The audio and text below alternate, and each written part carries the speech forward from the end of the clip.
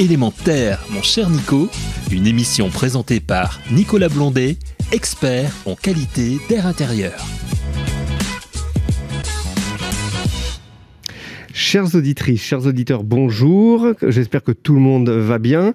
Après cette période où on ne s'est pas vu, puisque ces confinements nous ont amenés à être en pointillés les uns avec les autres. Ceci est en passe d'aller de mieux en mieux. Le pass sanitaire, d'ailleurs, est là pour ça.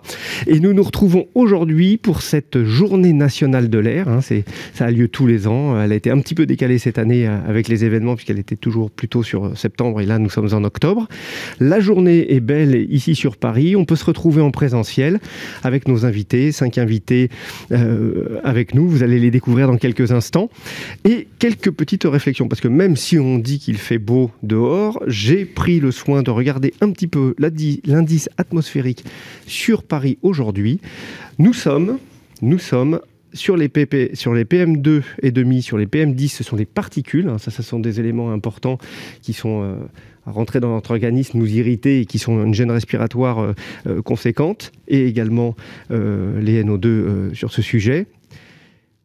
Nous sommes en mauvais. Aujourd'hui, sur Paris, il fait beau, il n'y a pas de pollen, on ne va pas avoir de problème, mais on n'est quand même pas dans un caractère agréable de respiration, conjugué, on en parlait tout à l'heure avec un de nos invités, avec les premiers froids ou les premières fraîcheurs, qui n'arrangent pas un petit peu ces éléments. Alors, aujourd'hui, pour l'émission, quelques petits points que l'on va développer. Une actualité qui, somme toute, paraît importante, puisqu'on voit que de plus en plus, il y a une considération de la qualité de l'air et de la qualité associée également de celle-ci pour la santé, puisque on peut remarquer que le 8 octobre, c'est une date à retenir, les Nations Unies reconnaissent le droit humain essentiel à l'environnement propre, sain et durable. L'article 48.13. Là, on sent également que les choses se posent de plus en plus. Je dirais que les actions de tout un chacun, et les personnes ici autour de la table font partie de ceux qui agissent pour que on respire mieux et que notre environnement soit meilleur sur ces plans-là. On voit que ça progresse. Après, je suis venu ce matin sur Paris en train et dans le wagon, j'ai questionné 2-3 personnes qui étaient là et leur demandé, pour voir cette évolution justement, comment ça se passait pour eux l'air, la qualité de l'air c'était quoi, et principalement quelles étaient leurs priorités vis-à-vis de celle-ci. Donc j'ai interrogé mon voisin à la banquette à ma gauche, et il m'a dit, pour moi, premier des éléments, la qualité de l'air, évidemment, c'est essentiel dans notre réflexe de respirer. La première des qualités à retenir, c'est il faut limiter et réduire nos émissions. Donc on parle des polluants, et il faut qu'on les diminue. On ne parle pas d'épuration après qu'on est pollué. Là, on parle vraiment de la base. Donc ça, c'est une réflexion qui est, somme toute, positive, et vraiment de la voir ancrée et de l'entendre de la bouche de cette personne, c'est assez plaisant à entendre. Ça veut dire que quelque part, évidemment, on progresse. Et le deuxième point qu'il m'a, précisé, c'est qu'il fallait aérer et bien ventiler. Là, on est vraiment dans le cœur du sujet de cette ventilation, de cette qualité de l'air, qu'elle soit intérieure, qu'elle est associée à celle de l'extérieur. Et on a besoin, évidemment, de pouvoir progresser de cette manière. C'est des petits mots positifs qui font toujours du bien à entendre, mais on va aller beaucoup plus loin sur le sujet. Alors, autour de la table aujourd'hui, pour parler de cela, nous avons Anne Poirot. Bonjour Anne. Bonjour. Donc, vous êtes de la DINUM. Ça, oui. Qu'est-ce que c'est que la DINUM ? La DINUM, c'est la direction interministérielle du numérique. Et je travaille en fait au sein d'un incubateur qui s'appelle l'incubateur des services publics numériques, qui a pour vocation de développer avec des petites équipes des services numériques qui vont être financés par différents organismes officiels. Donc ça peut être des agences comme par exemple l'Agence de l'écologie, ça peut être des ministères. Et donc moi, en l'occurrence, je travaille sur un projet qui s'appelle RecoSanté, qui est financé par le ministère de la Santé et le ministère de la Transition écologique, et qui porte justement sur comment est-ce qu'on peut informer les citoyens des impacts de l'environnement de manière générale sur la santé. Et puis, comme l'environnement, c'est très vaste, il fallait qu'on commence quelque part. Et donc, on a commencé par la qualité de l'air. Très bien, vous nous le détaillerez un petit peu après. notre invité Julien Serry. Qui êtes-vous, Julien Serry? Bonjour, je suis délégué aux affaires techniques chez le pôle habitat de la FFB. Et là, vous allez me demander qu'est-ce que le pôle habitat de la FFB. Je le connais, donc à détailler à nos auditeurs. C'est la branche maîtrise d'ouvrage professionnelle, on va dire, de la Fédération française du bâtiment, qui représente les constructeurs de maisons individuelles, les promoteurs immobiliers, les aménageurs fonciers et les rénovateurs qui travaillent en rénovation globale. Très bien. Donc on parle de la Fédération du bâtiment et on va parler réglementation peut-être, je pense. C'est ça. On a des choses qui approchent ici pour, je dirais, ce 1er janvier 2022. 2022, effectivement. Bien évidemment. Autre personne de la FFB, mais ici sous la casquette de l'Association française de la ventilation, Pascal Housset, un habitué de l'émission. Bonjour. Bonjour Nicolas. Dites-nous un petit peu, qu'est-ce que c'est que la F-ventilation ? Oui, alors la F-ventilation, j'ai envie de dire qu'elle a pris un peu naissance au sein de cette émission déjà il y a 2 ans, puisque suite à des échanges que nous avons pu avoir avec un certain nombre d'acteurs autour de la qualité d'air intérieur, on s'est dit que finalement il fallait vraiment qu'on prenne ce sujet à bras-le-corps, j'ai envie de dire, et il fallait que la filière s'organise. Donc nous avons créé donc au janvier 2021, donc c'est tout récent, c'est une toute jeune association.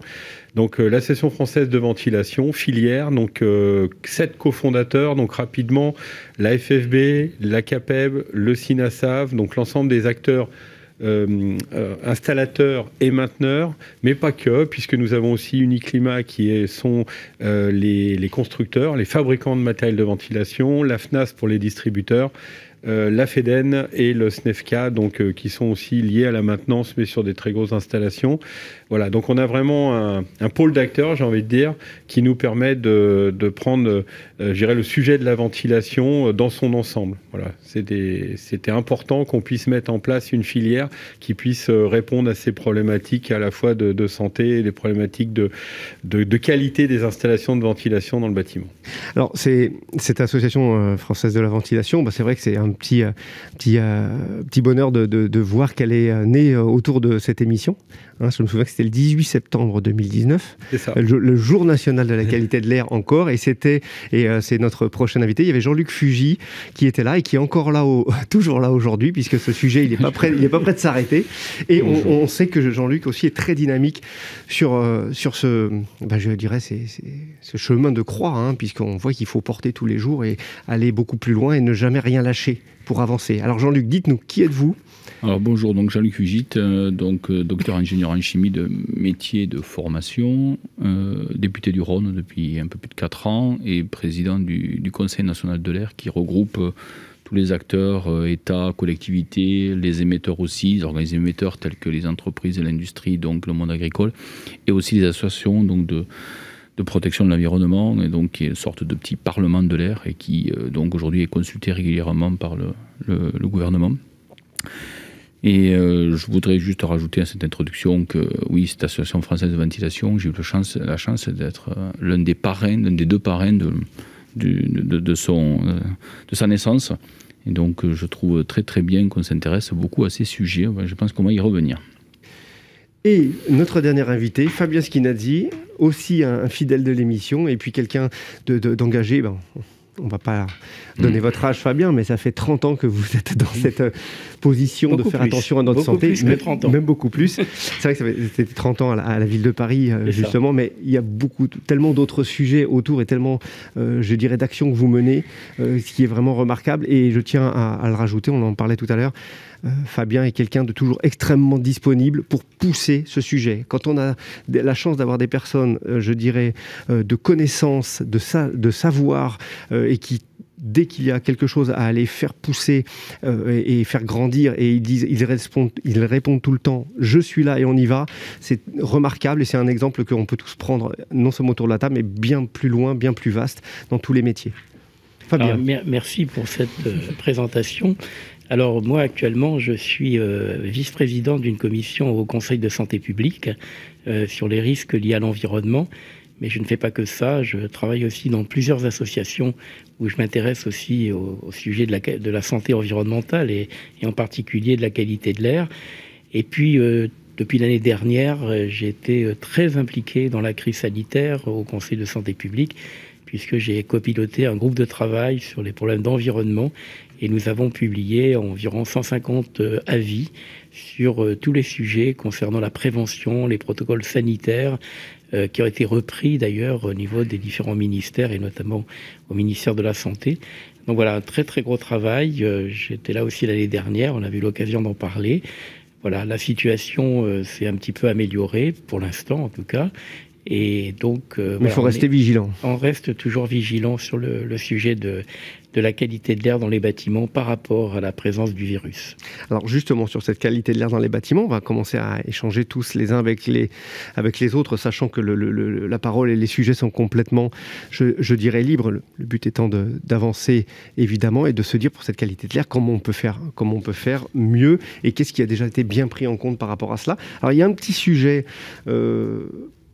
qu'on retrouve, notamment du conseil scientifique, qui cadre, ou qui plutôt appuie l'importance de l'usage et le déploiement des capteurs de CO2 en milieu scolaire, en milieu d'éducation. Mais les collectivités freinent pour des questions de coûts engendrés. Alors, on a là deux sujets. Le sujet des capteurs de qualité de l'air, notamment par le biais du CO2, puisque c'est le marqueur de notre présence longtemps dans un bâtiment et qui va nous dire, c'est maintenant, on est à un certain seuil, on va devoir renouveler l'air, je ne parle pas d'aération ni de ventilation, mais de renouveler. Et puis après, ces capteurs, bonne ou mauvaise chose, et évidemment, déploiement, bonne ou mauvaise chose. Fabien, vous voulez peut-être commencer sur le sujet ? En fait, ces capteurs de CO2 dont nous parlons, ce n'est pas nouveau. Nous les avons déjà utilisés dans le cadre de l'Observatoire de la qualité de l'air intérieur, notamment dans les écoles, il y a déjà plusieurs années, et on avait mené des études justement sur l'intérêt de ces capteurs de CO2. Alors, moi, je m'élève sur le fait qu'on dise capteur des CO2 et qualité de l'air intérieur. La qualité de l'air intérieur, ce n'est pas que le CO2. Le CO2, c'est la présence humaine. Et il ne faut pas oublier qu'il y a d'autres sources de pollution que la présence humaine. Alors, c'est vrai qu'on a eu notre attention attirée par le Covid et le virus, les particules virales en suspension dans l'air, et que le CO2 permet justement de s'assurer qu'on a réduit suffisamment les particules virales, leur concentration. Et d'ailleurs, le Haut Conseil de santé publique a fait des recommandations pour des seuils de CO2 un peu plus bas que ce que l'on avait jusqu'à présent.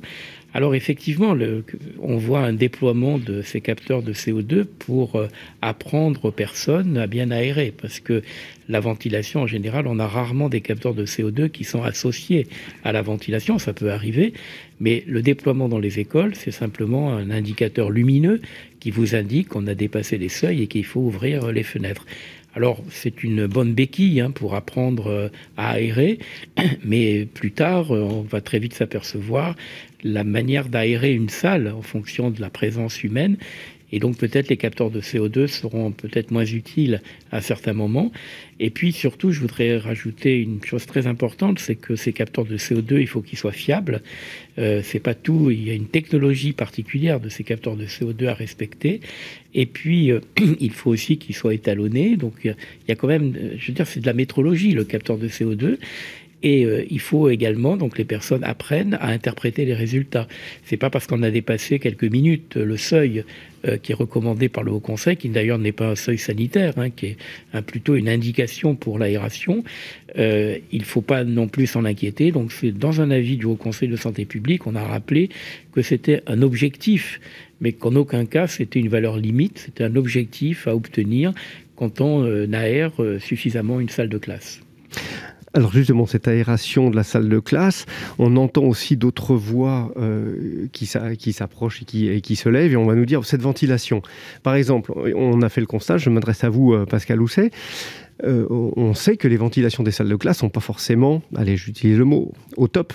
On a aussi des bâtiments qui sont plutôt anciens et le renouvellement est plutôt assez limité à l'intérieur de ces salles. Alors le capteur, oui, pour donner le niveau, mais derrière on va pouvoir renouveler de quelle manière. Des solutions existent déjà de pouvoir réaliser des rénovations aisément, ou simplement c'est peut-être par là peut-être que devraient commencer les collectivités ?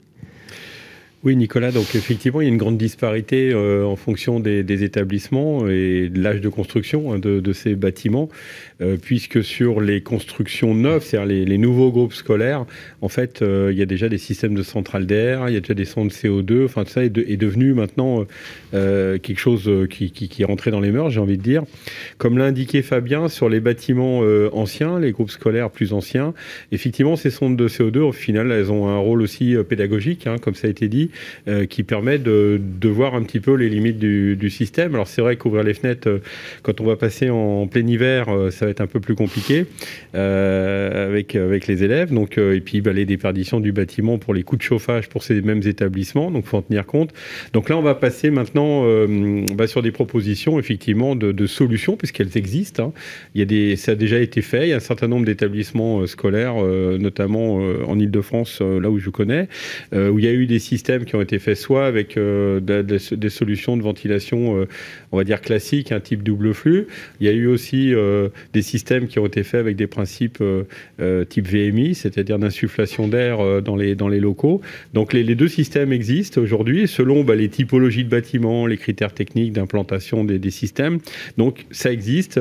C'est des systèmes qui ne sont pas forcément très onéreux, ça a des coûts certes, mais quand on met en parallèle effectivement les avantages que ça peut mener en termes de qualité d'air dans les classes, je pense que voilà, c'est tout à fait rationnel. Et après, de bon fonctionnement des classes, on va le retrouver dans nos lieux de vie, autres chez nous, ou d'autres éléments, pardon.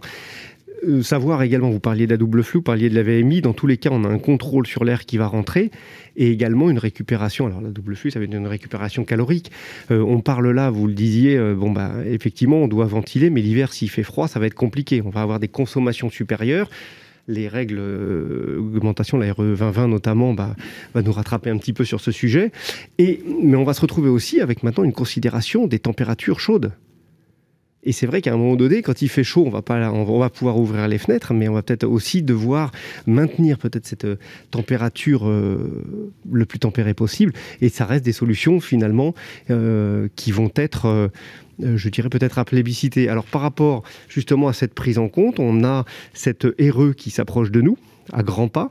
Donc Julien, dites-en-nous un petit peu plus sur cette, RE 2020 qui est au 1er janvier de cette année et quels vont être concrètement, je dirais, ce qui nous attend par rapport à elle, et peut-être il y a des points qui vont nécessiter qu'on aurait peut-être dû aller un petit peu plus loin. Quels sont-ils pour nous donner cette vision du futur ? Alors, je pourrais vous parler toute l'après-midi de la RE 2020. Beaucoup plus même, je pense. Si vous le souhaitez, mais pour résumer, pour être concis, effectivement, la RE 2020 qui donc s'applique, comme vous le disiez, pour les permis de construire déposés à compter du 1er janvier 2022, donc qui est en préparation maintenant, en fait, chez les constructeurs et chez les promoteurs.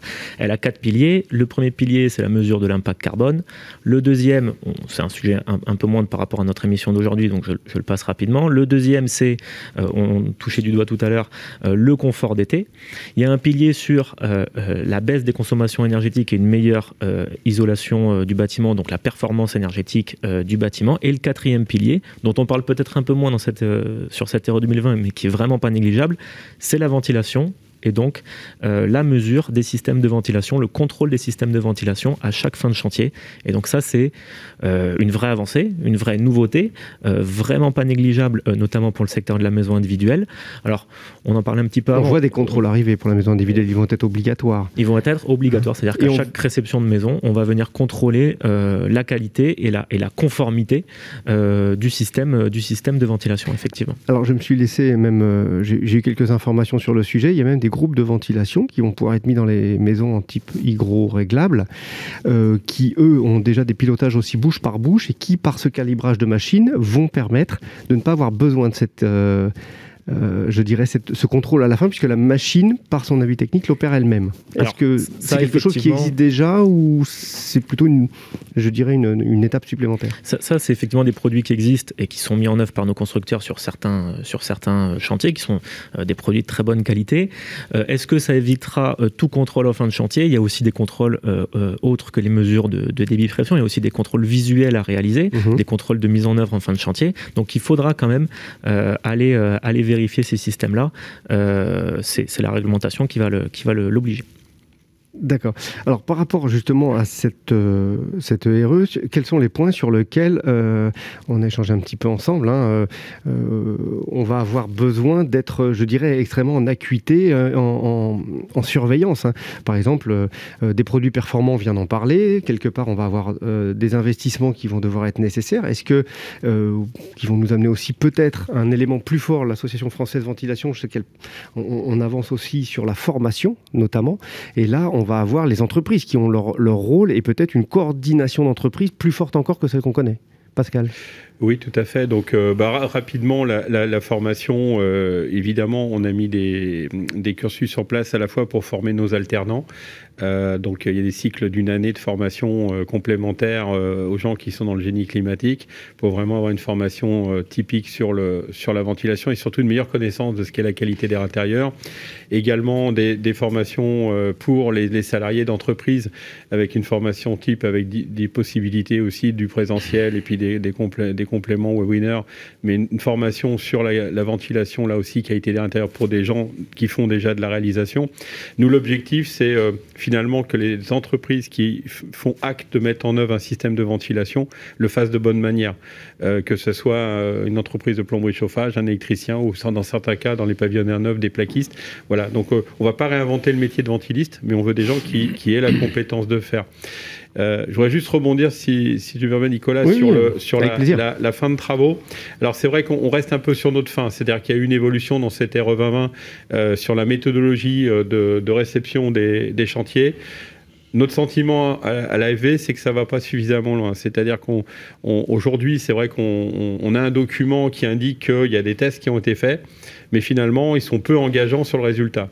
Alors effectivement, on a des produits performants, mais à notre avis, ça ne suffit pas. Si on veut véritablement...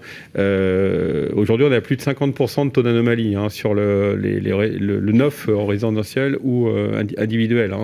Donc, par rapport à il y a quelques années, il a réduit déjà. Alors, on était à 70%. Voilà, il a réduit, mais pas suffisamment. Nous, on prend le comparatif avec ce qu'on a su faire avec la filière gaz. On a rappelons-le, à moins de 5% de taux d'anomalie au niveau national.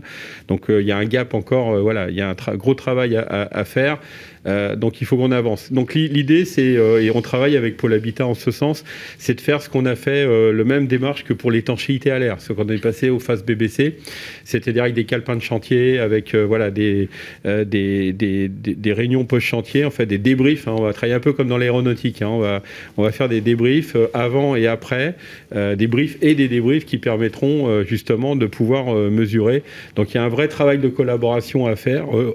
Le mode constructif est en train de se métamorphoser, et donc l'idée c'est d'améliorer. On travaille en ce sens en tout cas avec Pôle Habitat. Alors justement, je veux juste dire un mot et je reviens vers vous, Julien. Évidemment, on disait que le constructif ou la manière de construire est en train d'évoluer. On le voit déjà dans les premières simulations RE 2020. Les constructions vont se retrouver, on parle de gestion crépusculaire pour ce qui est de la chaleur ou de l'impact des degrés-heure chaleur d'été, mais on voit également aussi les parois des maisons qui commencent encore à s'épaissir, l'isolation qui commence encore à se renforcer. Et là, on parlait de la bouteille thermos, tout le monde a entendu ce terme pour nos logements, on est encore en train d'appuyer dessus. Julien. Tout à fait, on est encore en train d'appuyer dessus. On va créer des boîtes tout aussi étanches, voire même plus étanches qu'en RT 2012, qui est un peu l'ennemi au niveau qualité de l'air. Mais je voudrais rebondir aussi sur le rebond de Pascal.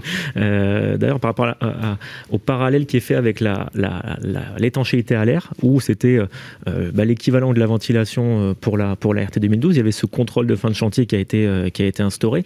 Ça a permis, mine de rien, avec le recul, de tirer toute la profession vers le haut. Et on le disait, en tout cas en maison individuelle, une installation de ventilation, ça peut couvrir beaucoup de corps de métier, beaucoup d'artisans. Ça va le plaquiste, l'électricien, le pieuvristes. Chez nous, ça peut être énormément de monde. Donc nous, on a notre responsabilité en tant que constructeur au niveau de la coordination, au niveau de l'investissement, on en parlait aussi un petit peu tout à l'heure, qu'il faut mettre dans ces systèmes et dans la qualité de ces systèmes. Et si on fait le parallèle avec la PERMEA, on espère que il se passera un petit peu la même chose, c'est-à-dire que on est à effectivement 50, voire même 60% de taux de non-conformité dans le système de ventilation. C'est beaucoup trop. Et il faut qu'on aille vraiment plus loin, on espère. même si effectivement on aurait pu aller plus loin, que la RE 2020 sera déjà un premier pas vers la qualité. Surtout une RE 2020 avec des étapes, 2023, 2027, 2030. Et ne faisons pas non plus peur à nos auditeurs. On parle de non-conformité de nos VMC, ça ne veut pas dire de la non-opérance. On n'a pas des maisons dans lesquelles on va étouffer. Mais il est évident qu'il faut absolument bien suivre cela et se donner les conditions d'avoir une bonne réalisation. On échangeait aussi, on passe peut-être d'obligation de moyens à quelque chose qui va ressembler à une obligation de résultat. Nos citoyens, quand on parlait tout à l'heure de ce que les Nations Unies ont décrété, qu'on doit avoir un environnement sain et que tout un chacun en être humain doit l'avoir, ça passe par ces bonnes manières de faire. Un petit point, quelques mots, Jean-Luc, avant de faire la pause, justement par rapport à cette réglementation, par rapport à vous, vos travaux, que pouvez-vous nous apporter Alors, je voulais déjà... En réflexion. Je pense qu'il faut déjà se réjouir de voir, pour avoir assisté à ce type d'émission donc régulièrement depuis 3 ans, vous le rappelez tout à l'heure, de voir l'évolution. Et l'arrivée de l'AFV est vraiment une bonne nouvelle. On se structure, voilà, c'est des sujets qui viennent de plus en plus sur la table. Lors de la loi climat et résilience que nous avons finalisée juste avant l'été, qui a été promulguée le 24 août dernier, moi j'ai fait adopter un amendement qui apporte des précisions sur la problématique de la ventilation, donc et cette prise en compte obligatoire avec la rénovation, avec la construction, etc. En même temps, j'ai pas réussi à aller assez loin pour aller sur la problématique de la qualité de l'air intérieur. Et je pense que moi, ma réflexion à ce stade, c'est de dire que, et je compte bien revenir à la charge dans les semaines et les mois, et peut-être les années qui viennent, mais ça c'est... On verra les processus électoraux de 2022. Mais, la passion est là dans tous les cas pour nous tous autour de la table et on ne lâchera jamais. Ça, c'est évident. Et j'aimerais bien qu'on arrive à terme à se poser la question du diagnostic de performance de qualité de l'air intérieur. Aujourd'hui, on va sur le DPE, on va sur la qualité de la ventilation. Tout ça, c'est nécessaire, c'est utile, etc. N'oublions pas que quand on est dans un bâtiment, mieux on l'isole, mieux c'est pour réduire la facture CO2, mieux c'est pour réduire la facture énergétique de celui qui habite à l'intérieur, et donc ce que j'appelle la facture CO2 par rapport à notre environnement. C'est très bien aussi d'un point de vue de la pollution sonore, qui est un véritable enjeu, un véritable problème, donc de réduire le bruit, donc ça c'est très bien, mais on peut observer éventuellement une dégradation de la qualité de l'air intérieur, et donc on peut avoir des effets antagonistes, et donc du coup il faut prendre en compte ce sujet très au sérieux. Voilà ma première réflexion. Je pense que à l'avenir, tout ce qui tourne autour de l'amélioration de la qualité à l'intérieur va devenir fondamental. On l'a vu avec donc le confinement lié à la Covid, etc. On a de plus en plus de gens qui ont télétravaillé, qui télétravaillent.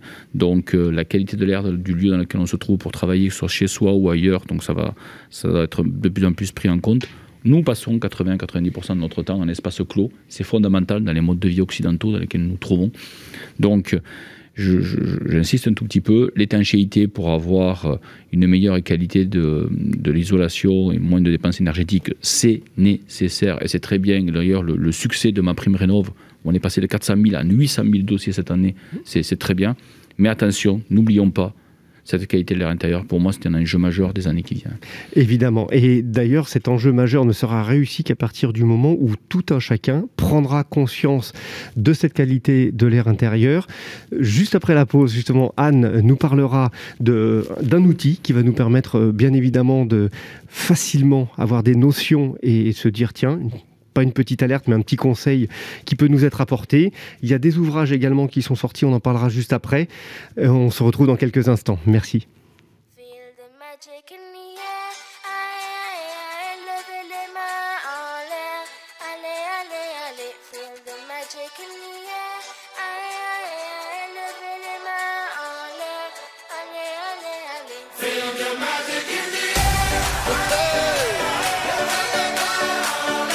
System, Red One, Shawty.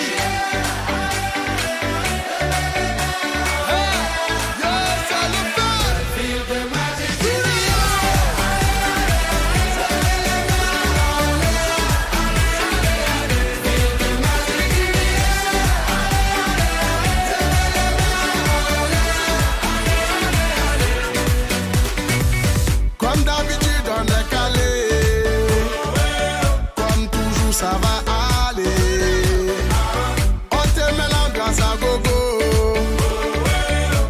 tous ensemble on fait le show. On t'invite à la magie, y a pas de raccourci. Oublie tes soucis, c'est bien faire la folie.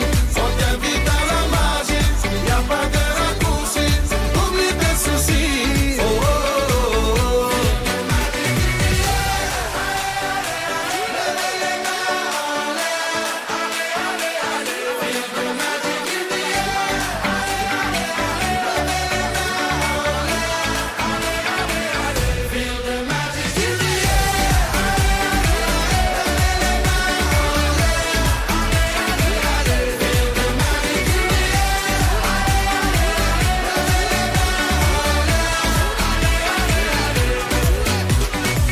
C'est pas seulement pour les bobos.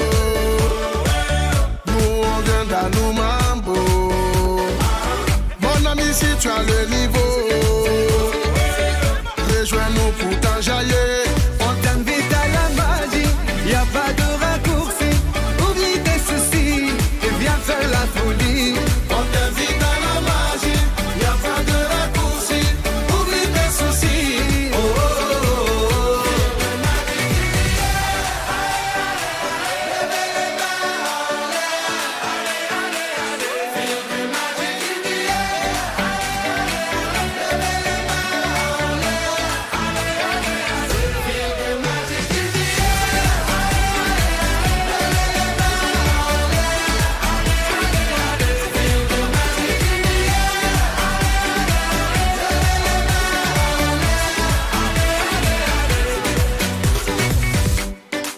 Ah ouais, Magic System. Toujours nous.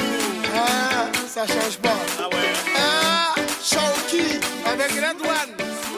Est-ce que ça marche? Élémentaire, mon cher Nico, une émission présentée par Nicolas Blondet, expert en qualité d'air intérieur. Chères auditrices, chers auditeurs d'Élémentaire, mon cher Nico, on le rappelle, la première émission sur la qualité de l'air dédiée entièrement à ça, qui passe en Europe, en France. Donc c'était une belle démarche il y a 3 ans et on continue. Et on a des sujets passionnants et nombreux toujours à développer autour de l'air, autour de notre bien respirer. Et comme le disait pendant la pause justement Fabien, la musique était là aussi dans l'esprit de ce qu'on souhaite. Il faut qu'on soit dans le positif, qu'on soit dans le dynamique. Et on est là pour ça, pour bien faire, tout simplement. Alors pour bien faire, il faut aussi prendre dans notre démarche d'agir, on emprunte des chemins.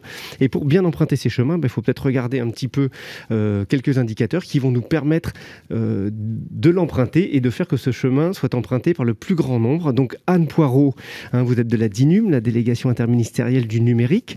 Vous allez nous parler de Recosanté, qui est né il y a quelques mois maintenant. Et donc, qu'est-ce qu'apporte ce petit outil auprès de tout un chacun pour être plus sensibilisé finalement à cette qualité de l'air?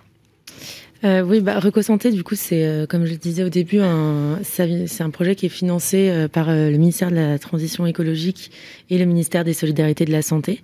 Et initialement, ça vient d'un constat qui est celui que les citoyens n'ont pas vraiment toujours conscience de l'impact de l'environnement sur leur santé. Alors, on a évidemment une partie de la population qui est sensible, qui a des pathologies respiratoires ou autres et qui va très vite ressentir l'effet, notamment par exemple de l'air, dans son quotidien. On a aussi une partie de la population qui n'a pas forcément conscience que ça peut vraiment influencer sa santé et que les gestes et les habitudes du quotidien peuvent aussi avoir un effet. Et donc, suite à ce constat, l'envie était de développer ou d'essayer de développer, je dirais vraiment essayer, parce que c'est aussi la démarche dans laquelle on est, c'est de voir si le numérique peut être une solution, et si c'est pas le numérique, parce qu'évidemment que ça ne solutionne pas tout, ça peut être aussi peut-être un complément à d'autres actions. Donc l'idée, c'était d'essayer de développer un service qui puisse informer les citoyens des impacts de l'environnement sur leur santé, et notamment leur donner des données concrètes environnementales qui leur permettent d'agir et d'avoir du coup quelque chose d'objectif pour prendre des décisions dans leur quotidien. Alors concrètement, comment ça se passe? Moi, je sais que j'ai testé cet outil. Je reçois un mail tous les matins et qui vient m'indiquer un petit conseil, qui vient m'indiquer des niveaux de pollution par rapport à la commune dans laquelle je me trouve. Ça reste assez précis. Dites-nous un petit peu, voilà, imaginons, mettons-nous dans la peau de nos auditeurs. Qu'est-ce qui se passe quand ils reçoivent l'information Recosanté? Sous quelle forme et comment est-ce détaillé? En réalité, ça a changé. Hier, on a sorti notre nouveau site, justement aligné avec la journée de la qualité de l'air. Donc, je vais plutôt vous présenter ce nouveau service qui n'est pas complètement opposé du tout. Il y a toujours aussi cette notion de recevoir un mail, mais qui s'est un petit peu diversifié. Actuellement, du coup, Recosanté, ça va être un tableau de bord, donc un site internet où un utilisateur, un citoyen va pouvoir se rendre, rentrer sa ville et consulter donc les indicateurs environnementaux qui vont être ce qu'on a pour le moment, l'indice national de qualité de l'air, les épisodes de pollution s'il y en a, et le risque d'allergie au pollen. Ces données, elles sont produites par des associations qui vont être agréées par le ministère de la Transition écologique, avec qui on travaille. Et du coup, l'utilisateur pourra consulter ces données et s'il souhaite s'y abonner pour les recevoir, soit par mail, donc comme vous le faites, soit par notification, donc comme une notification sur un téléphone portable ou sur un ordinateur qui s'affiche. Là, l'idée, c'était de diversifier aussi les médias parce que le mail, il y a plusieurs personnes qui nous ont aussi fait des retours sur le côté chronophage, répétitif d'un mail quotidien. Ensuite, la personne peut aussi choisir de recevoir cette information tous les jours ou seulement en cas d'alerte. Pour la qualité de l'air, ça veut dire épisode de pollution. Pour le risque d'allergie au pollen, on s'est calé aussi sur des recommandations du Conseil de santé publique. Ce qui voudrait dire que pour une journée, par exemple, en préambule de l'émission, j'expliquais qu'on avait au niveau des particules de 2,5, du 10 et du dioxyde d'azote, on avait un niveau mauvais. Ça veut dire que dans ce cadre-là, on reçoit une alerte. Voilà, c'est ça. S'il y a un épisode de pollution qui a été déclaré. Donc là, nous, on a choisi de rester que sur le données de l'épisode de pollution pour l'alerte. Parce qu'en plus, avec le nouvel indice Atmo, les seuils ne sont pas forcément alignés entre l'épisode de pollution et l'indice Atmo. Donc ça, c'est des spécificités vraiment liées aussi à ce changement-là. Donc pour le moment, nous, on a fait ce choix-là. Idéalement, on aimerait après, si qu'il reste aligné, qu'on puisse informer aussi quand l'indice Atmo est mauvais.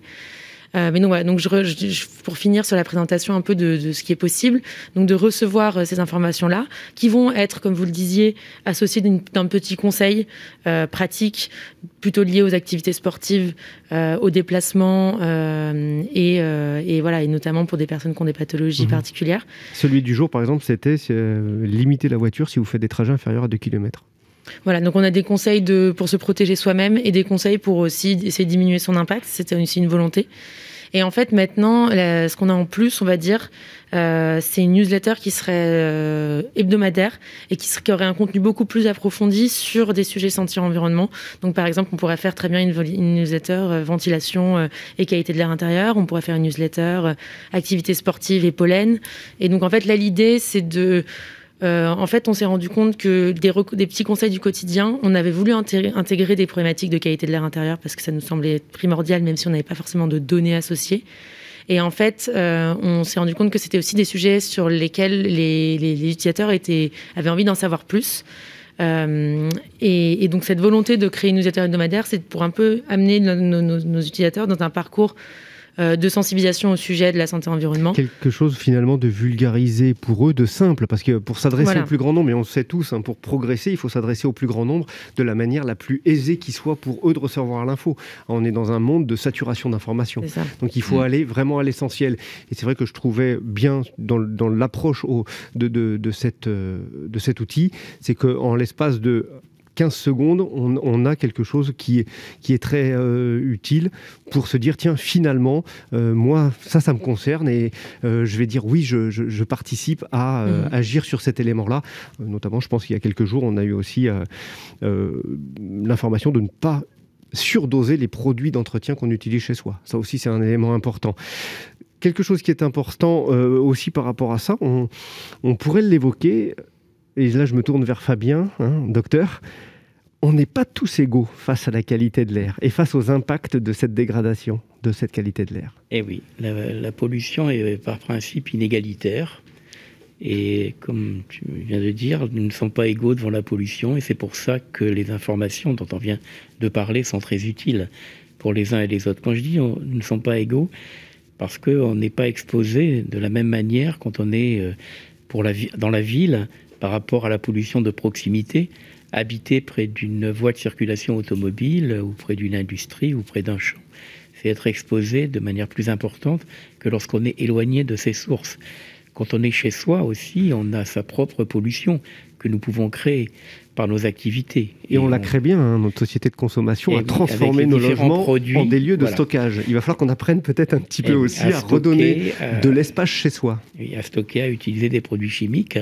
En fait, on fait de la chimie à la maison avec tous les produits qu'on utilise, sans savoir les conséquences que ça peut apporter sur la qualité de l'air, à la fois dans la composition de ces produits, dans les émissions et même la génération de substances secondaires quand on utilise ce type de produit. Et puis, nous n'en sommes pas égaux aussi par rapport à nos propres états de santé. On a des personnes beaucoup plus fragiles à la pollution parce qu'elles ont déjà un état de santé sous-jacent, maladies respiratoires chroniques, maladies cardiovasculaires ou d'autres maladies qui nous rendent plus vulnérables à cette pollution. Également en fonction de l'âge. Les jeunes enfants, les femmes enceintes, les personnes âgées sont beaucoup plus sensibles également à cette pollution. Donc nous avons effectivement à prendre en compte tous ces aspects-là quand on va informer le citoyen. Et je pense que l'initiative de Reconsanté et d'autres outils dont nous disposons pour apporter de l'information directement aux citoyens, consommateurs, patients, ces informations pour qu'il améliore son état de santé. Et ça, on va tout faire pour, bien évidemment. Moi, je reviendrai aussi sur un sujet. On en a parlé au départ. Hein, on a parlé d'aérer, on a parlé de ventiler. On a également... On va faire un petit mot sur les épurateurs d'air, parce que c'est important, mais il y a également un autre point qui je dirais, impacte, puisque là, on a les conseils sur cette qualité de l'air, qu'elles viennent de l'extérieur, de l'intérieur, mais aussi de l'extérieur, et de l'extérieur, il y a un sujet, et ça, c'est Jean-Luc, je sais qu'il est dessus de manière intense, concernant les ZFE. ZFE-M. Alors, le M est important. Voilà, derrière ces termes qui paraissent barbares, hein, les syllogismes, on va les éviter, ce sont les zones à faible émission métropolitaines. Alors, la seule chose qui est barbare, c'est les dégâts que peut faire la pollution sur notre santé. C'est ce qu'il faut se dire. Alors, les ZFE, ça veut dire zone à faible émission mobilité. Mobilité, j'ai souhaité par voie d'amendement, quand j'étais rapporteur de la loi mobilité, que ça s'appelle ZFE mobilité et non pas ZFE, comme le projet du gouvernement le prévoyait au départ. Pourquoi j'ai voulu rajouter le mot mobilité? Tout simplement parce que je veux que chacune et chacun comprenne que quand on agit sur la mobilité, on agit sur certains polluants, principalement les oxydes d'azote, un petit peu les particules, mais on n'agit pas sur d'autres polluants. On ne va pas agir directement sur l'ozone, c'est un polluant secondaire, on va pas, même si on va agir de manière indirecte, on ne va pas agir sur toutes les particules parce qu'on a d'autres sources comme le chauffage au bois non performant, ou l'industrie, ou le monde agricole. On ne va pas agir sur l'ammoniac parce que c'est lié au monde agricole, etc. Et donc ça, c'est extrêmement important. Ces outils, alors évidemment, ça a un lien aussi avec l'air intérieur, ça va de soi, puisqu'une partie de la pollution qu'on peut retrouver en air intérieur peut venir de l'extérieur, bien ça va de soi. Et donc, c'est vrai que ces zones à faible émission, dont nous avons lancé le principe à travers la loi d'orientation des mobilités de 2019, pour 10 zones en France qui sont particulièrement polluées aux oxydes d'azote et donc qui est le polluant star de la mobilité à énergie fossile, hein, diesel, essence, pour être très clair, et aussi un partie aux particules, ben ces 10 zones ont l'obligation en 2021 là, de mettre en place une zone à faible émission avec une progressivité sur l'élimination des véhicules les plus polluants. Quelles sont ces quelques-unes de ces 10 zones ? Alors on est donc. C'est pas pour jeter et dire vous êtes mauvais, c'est de dire on va faire pour améliorer dans ces zones. C'est comme ça qu'il faut le voir. Exactement. Donc on a évidemment les plus grandes agglomérations qui concentrent le plus de population. Hein, donc Paris, Lyon, Marseille pour les grandes agglomérations évidemment. Et puis Strasbourg, Grenoble aussi, Toulon, enfin, etc. Donc il y en a d'autres. C'est une spécificité géographique, Grenoble, vraiment, avec une stagnation de pollution là-bas. Tout à fait. Et dans la loi climat et résilience de ce mois d'août, on a étendu cette disposition des zones à faible émission mobilité à 35 autres agglomérations qui devront mettre en place une zone à faible émission d'ici le 31 décembre 2024 ou 1er janvier, si vous voulez, 2025. Et donc, en fait, il ne faut pas avoir peur de cette démarche. C'est une démarche vraiment pour réduire donc, la pollution de l'air liée à la mobilité diesel-essence, parlons clairement encore une fois.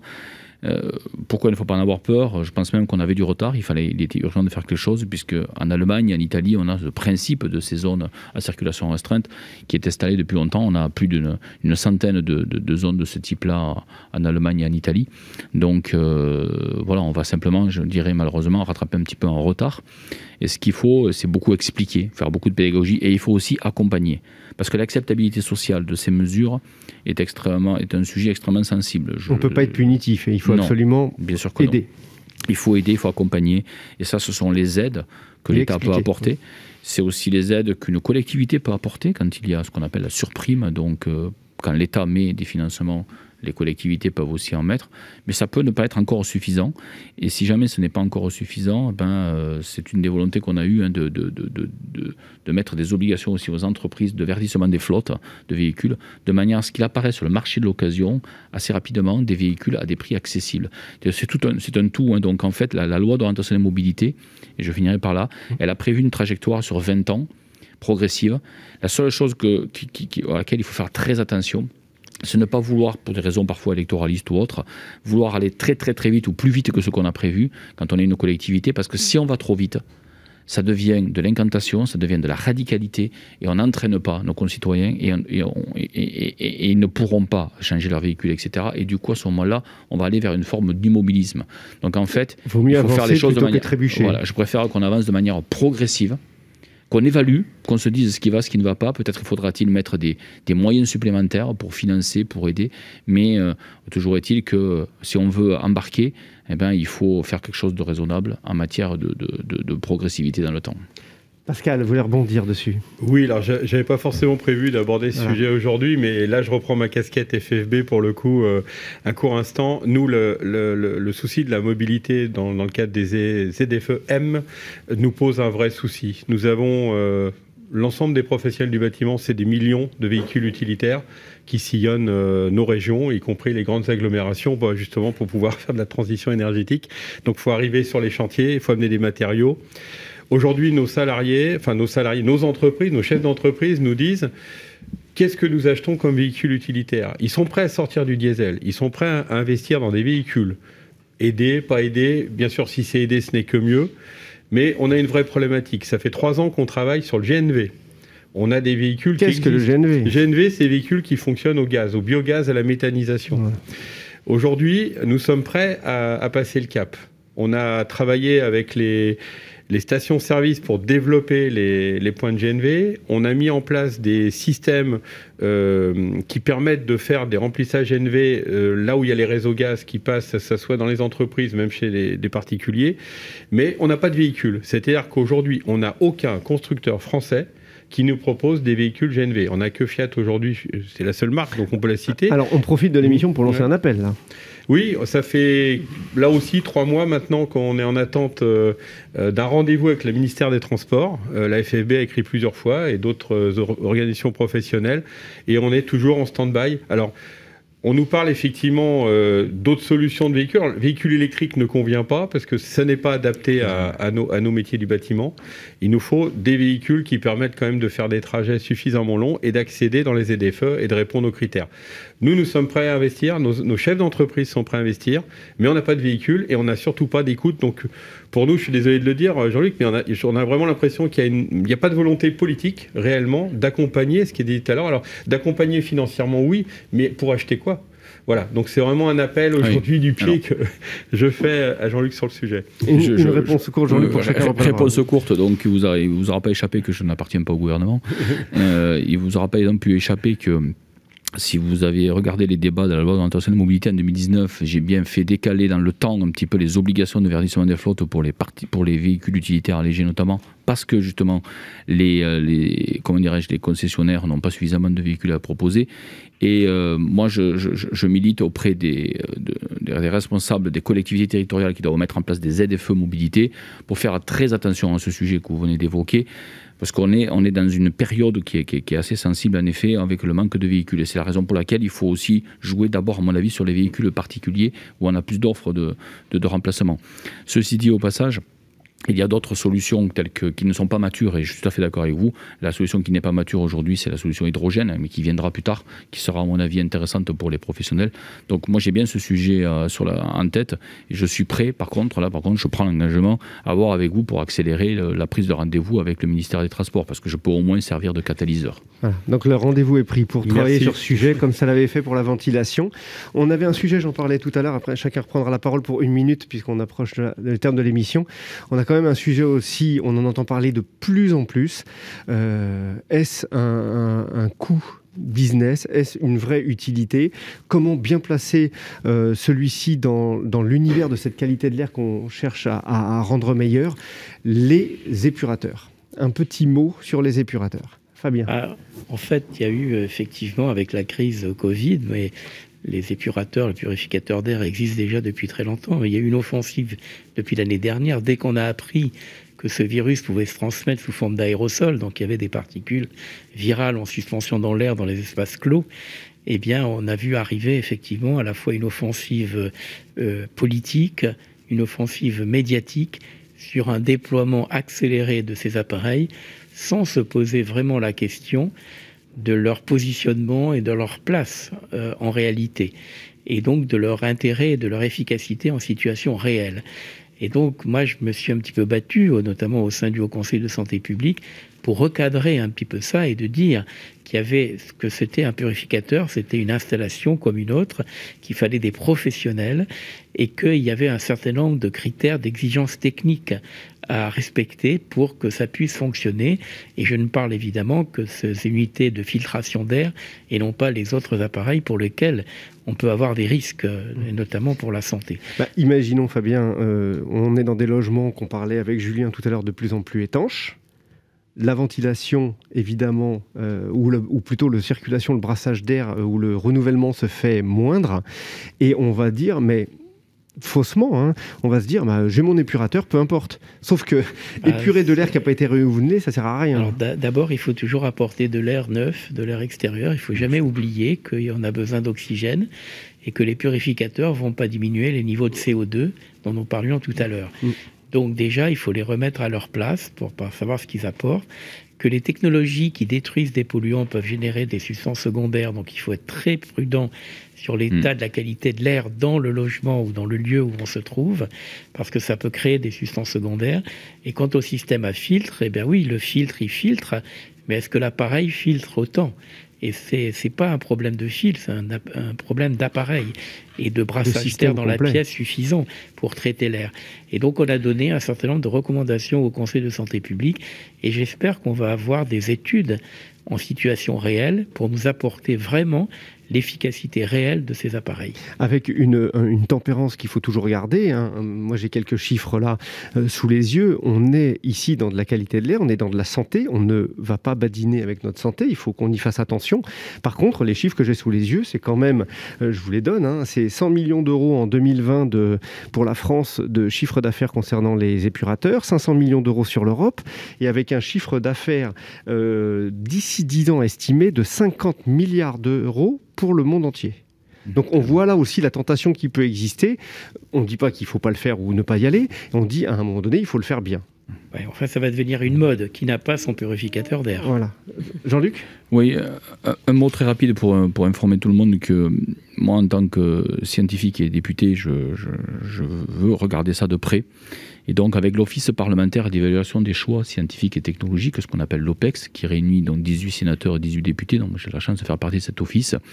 Je viens de lancer une étude dont je suis le co-rapporteur avec la sénatrice du Lot, Madame Préville, donc une étude qui consiste à rencontrer, on rencontrera Fabien probablement et d'autres et de nombreux scientifiques pour faire le point sur ces purificateurs, pour dire voilà ce qu'il en est aujourd'hui et peut-être faire un certain nombre de recommandations sur ce qu'il faudrait faire ou ne pas faire. On rendra nos travaux à la mi-décembre pour qu'on puisse éclairer la représentation nationale et aussi, je remettrai évidemment ce rapport aux différents ministres concernés par les établissements qui reçoivent du public, je pense aux écoles, etc. etc.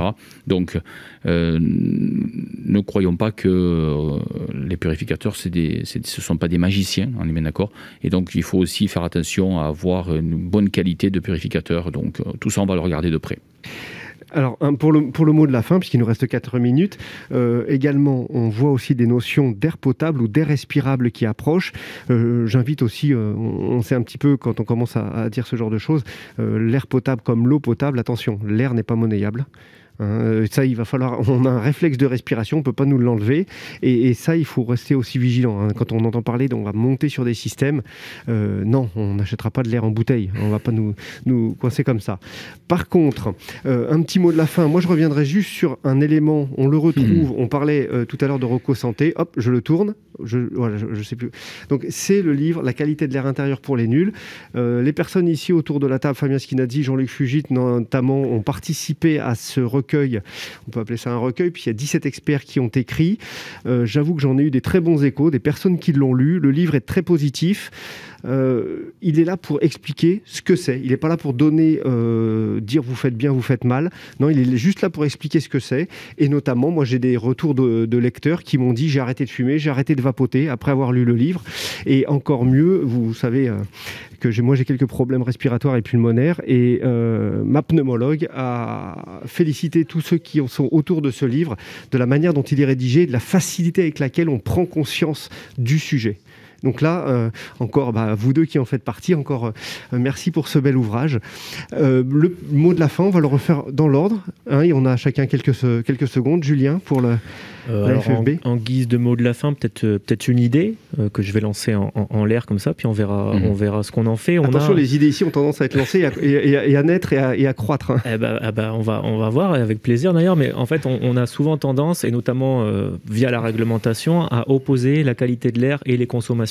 Alors on a forcément des objectifs de baisse des consommations énergétiques puisque c'est indispensable aujourd'hui, mais pourquoi pas, au nom du confort et surtout au nom de la santé, avoir un droit à consommer plus pour nos systèmes de ventilation, pour qu'ils soient de meilleure qualité, qu'on puisse offrir un meilleur air intérieur à nos clients, à nos concitoyens. Voilà, c'est un appel que je fais. Et on se refera une émission pour ça, parce que justement pas l'opposition, mais la complémentarité de passer simple flux hygro à une double flux. Consommation n'est pas pour rien, mais les avantages sont vraiment indéniables par rapport à cela. Jean-Luc, quelques mots. Quelques mots pour dire que les enjeux d'amélioration de la qualité de l'air intérieur et extérieur, c'est vraiment majeur. On doit s'appuyer sur l'innovation, on doit faire beaucoup de pédagogie, il faut embarquer, il faut plus de transversalité. Et c'est la raison pour laquelle je pense que, en tout cas, c'est mon souhait dans les semaines, les mois, les années qui viennent, je souhaite qu'on en fasse une véritable cause nationale de l'amélioration de la qualité de l'air intérieur et extérieur, les deux bien entendu. Et donc, j'espère qu'on se retrouvera autour de cette protection de notre bien commun qui est l'air que nous respirons. Comptez sur Élémentaire, mon cher Nico, pour continuer à œuvrer sur ce chemin. Anne ? Oui, moi je dirais que nous, notre enjeu, en tout cas sur le service Rocco Santé, c'est vraiment d'essayer de rendre actionnables ces problématiques-là, comme le livre que vous présentez, de donner des solutions aux citoyens pour qu'ils se sentent, qu'ils perdent cette fatalité liée à la qualité de l'air, de qu'est-ce que je fais, est-ce que j'arrête de respirer. Et donc moi, mon appel, ce serait vraiment de... Nous, on a une volonté d'apprendre énormément de tous ces acteurs de cet écosystème et d'être un vecteur de communication pour eux. Et donc voilà, donc n'hésitez pas à nous contacter. C'est pas difficile de bien faire, mais il faut le tenir et il faut le faire. Pascal. Oui, rapidement. Donc, nous, ce qu'on souhaite maintenant, c'est qu'il y ait effectivement une meilleure communication vers le grand public, puisque sur la filière, ça y est, elle est constituée et puis on est au boulot. Donc, on pourra, au fil du temps, vous donner un peu les étapes de progression.